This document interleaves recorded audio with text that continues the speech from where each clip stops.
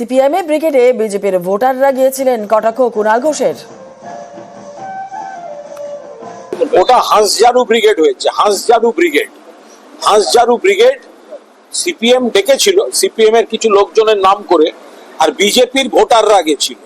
ওটা হাঁসঝাড়ু ব্রিগেড। ওটা স্লোগান হচ্ছে সিপিএম এর ডাকে ব্রিগেড চলো, আর বিজেপিকে ভোট দিতে ব্রিগেড থেকে ফেরো। এটা হচ্ছে ওই ব্রিগেডের। সিপিএম এর ভোট কমছে কমছে কমছে কমছে, কংগ্রেসের সঙ্গে যোগ করেও 5-6% উপর যাচ্ছে না। অন্যদিকে বিজেপির পার্সেন্টেজ অফ ভোট বেড়ে গেছে, তৃণমূলের তো ভোট কমেনি, তৃণমূল তো বেড়েছে। তাহলে সিপিএম এর ভোট কমছে, বিজেপির বাড়ছে।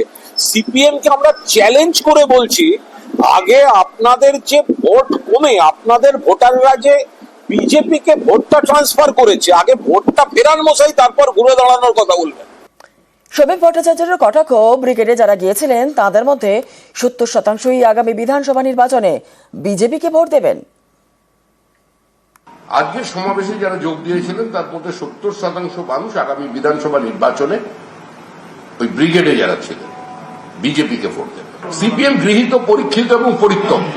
পশ্চিমবঙ্গের মানুষ 2021 সালের পরেও 2024 সালে বাইনারি সেট করে দিয়েছে।